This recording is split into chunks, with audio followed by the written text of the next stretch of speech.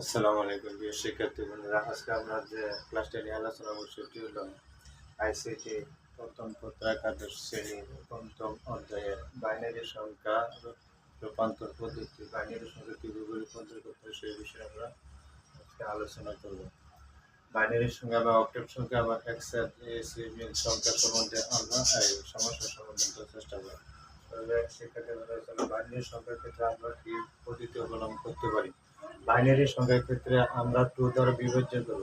Binary সংখ্যার ক্ষেত্রে আমরা 2 দ্বারা বিভাজ্য করব, 2 দ্বারা ভাগ করব। যতক্ষণ পর্যন্ত ফলাফল শূন্য না আসবে ততক্ষণ পর্যন্ত আমরা ভাগ করে যাব। তাহলে চলো দেখা যাক 105 বেস 10 সংখ্যাকে বাইনারি সংখ্যা রূপান্তর করব। তাহলে বাইনারি সংখ্যা রূপান্তরের ক্ষেত্রে আমরা প্রথম বলতে হবে 2 দ্বারা। তাহলে 2 দ্বারা ভাগ। 2 দ্বারা ভাগ। তাহলে এখানে লিখতে পারি 105 এবং অবশিষ্ট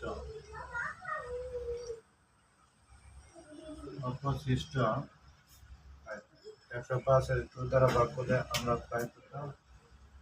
52। আমরা 52 পাই। 52 পেলে আমাদের থাকে কত? 52 জন 104, আমাদের হাতে থেকে 1। আর 52 এর যদি আমরা 2 দ্বারা ভাগ করি তাহলে পাই 26।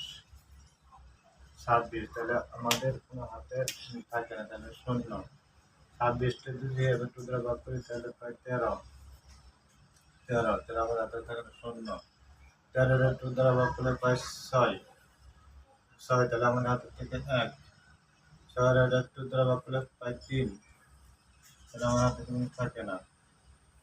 2 এর যদি 3 ভাগ করি তাহলে আমরা পাই 2 এর 3 বার ভাগ করলে আমরা পাই 2 এর 3 বার ভাগ করলে আমরা পাই 1 এবং পাই আমাদের 1। এখানে 1 এর 2 দ্বারা ভাগ করে যায় না, শূন্য। হলে আমরা এই 1 এখানে বসিয়ে দিতে পারি। তাহলে সুতরাং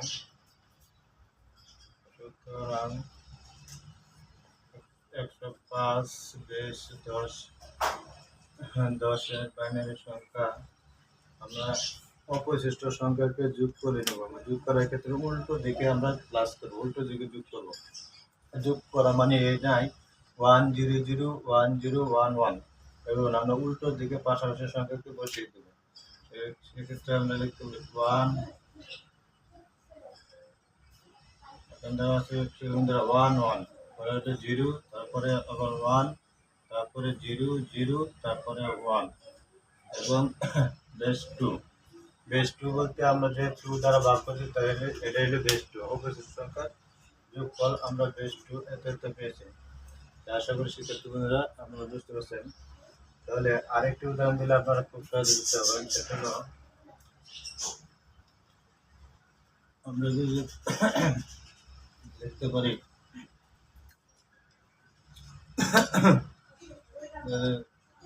ধরা যাক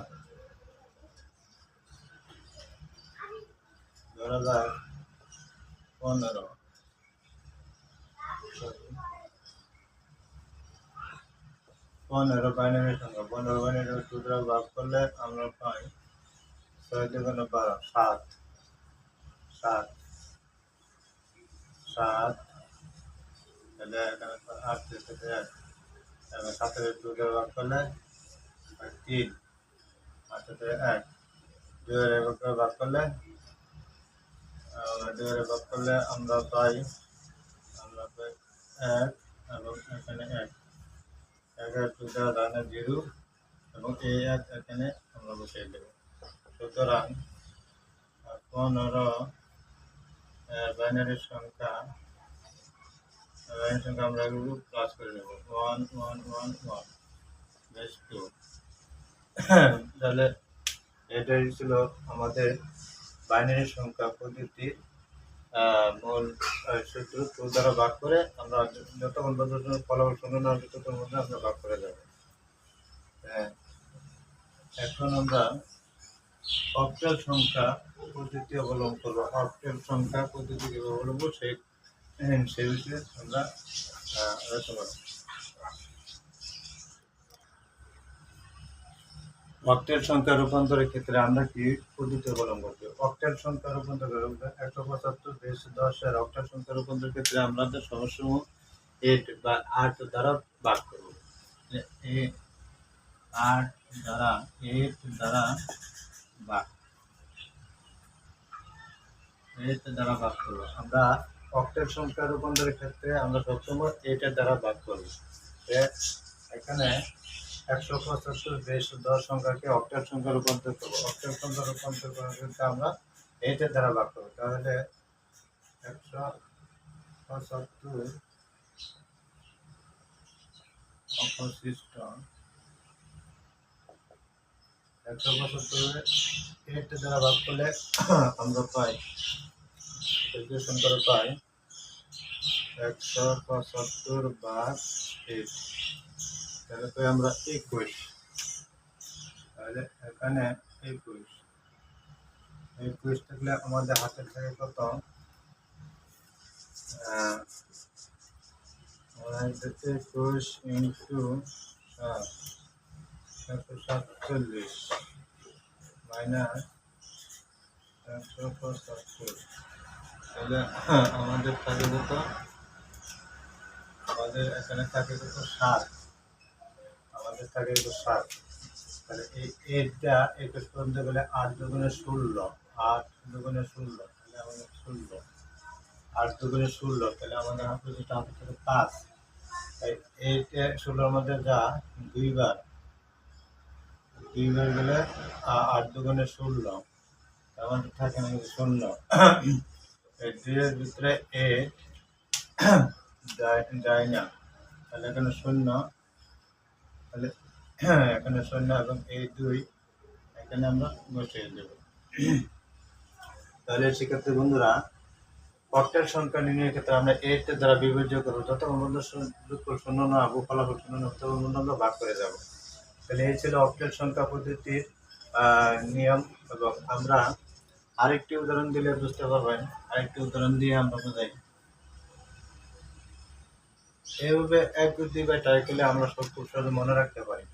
যেমন এই 75 একটার সংখ্যা যদি ভাগ করে দেয় আমরা 75 8 এর মধ্যে পাওয়া যায়। 75 8 ভাগ করলে আমরা পাই 75 ভাগ 8, আমরা পাই 9।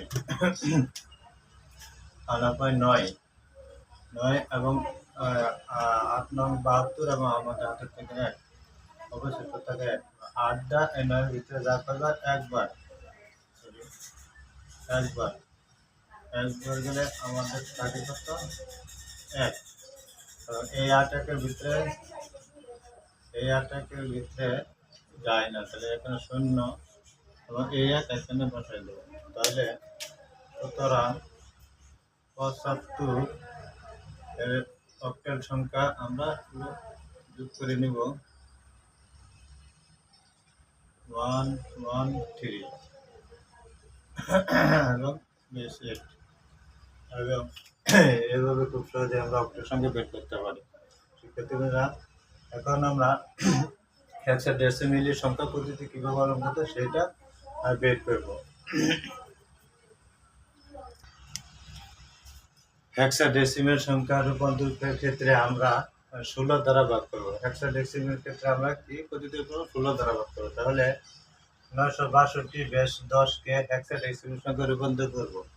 তাহলে হেক্সাডেসিমেলের ক্ষেত্রে আমরা 16 দ্বারা ভাগ করব। 16 দ্বারা ভাগ করব। তাহলে আমরা লিখতে হবে 662 ও 25। 1662 আমরা 962 আমরা 16 দ্বারা ভাগ করলে আমরা পাই 962 ভাগ 16 আমরা পাই 60। আমরা এখানে লিখতে 60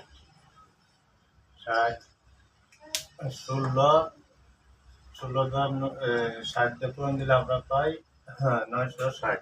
তাহলে আমাদের হাতে থাকে কত? 2 এবং এই 16 ষাটের ভিতরে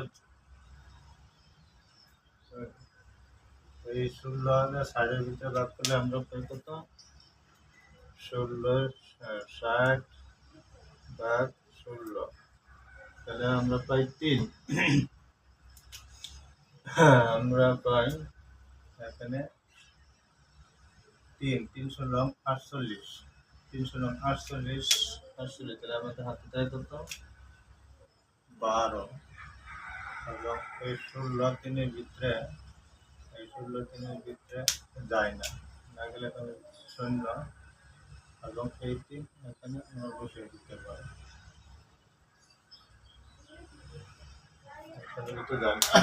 সুতরাং সেক্ষেত্রে বন্ধুরা হেক্সাডেসিমালের ক্ষেত্রে আমাদের এই সংখ্যা একটু রূপান্তর করতে হবে। এই সংখ্যার আমাদের কিছু নিয়মকানুন আছে, সেটা হলো যদি হেক্সাডেসিমালের ক্ষেত্রে 10 থেকে 15 পর্যন্ত এর মানের সংখ্যা চিহ্ন দেওয়া আছে। যেমন 10-এর মান আছে 1 এবং 11-এর মান আছে বি এবং 12-এর মান দেওয়া আছে সি, 13-এর মান দেওয়া আছে সি ডি, 14-এর মান দেওয়া আছে ই এবং 15-এর মান দেওয়া আছে এফ।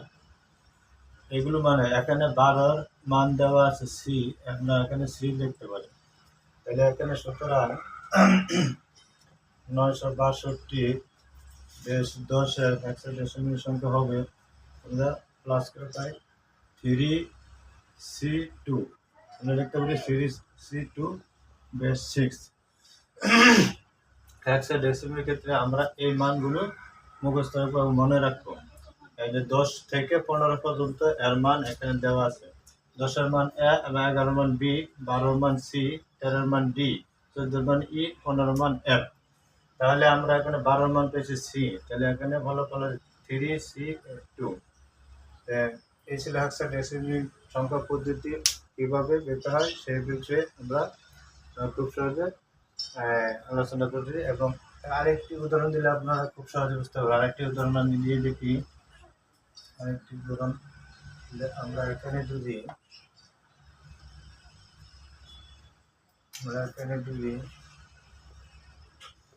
48 58 10 48 51 10-এর হেক্সাডেসিমাল সংখ্যা বার করার জন্য প্রচেষ্টা। এভাবে 2-3টা উদাহরণ দিয়ে আমরা প্র্যাকটিস করে খুব সহজে মনে থাকবে। 16-48 51 ভাগ করলে আমরা পাই কত? 48 51 ভাগ 16, আমরা পাই 303।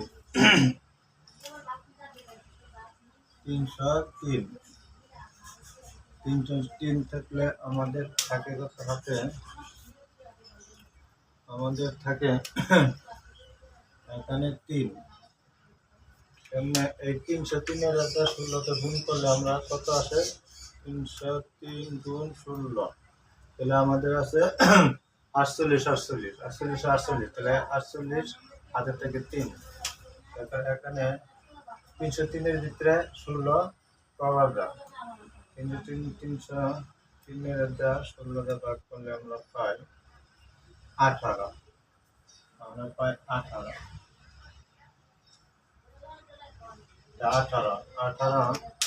18 দিয়ে আবার 18 পূরণ 16 দিবেন। 16 দিলে আমরা পাই কত?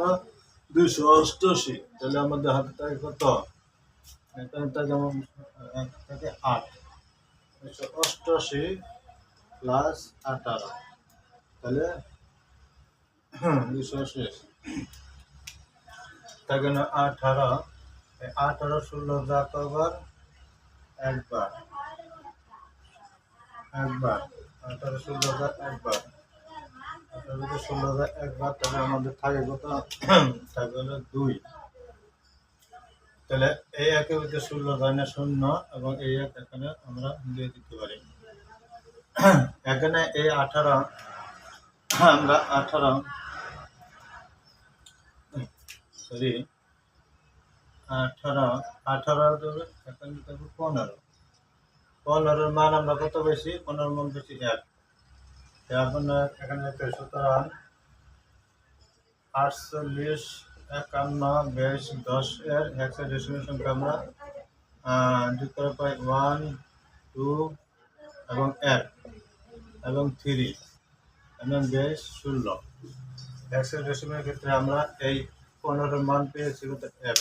এখানে লিখতে পারি 1, 2, 1, 3, 22, 16। 22, 16 এখানে 16 দ্বারা ভাগ করেছি এখানে।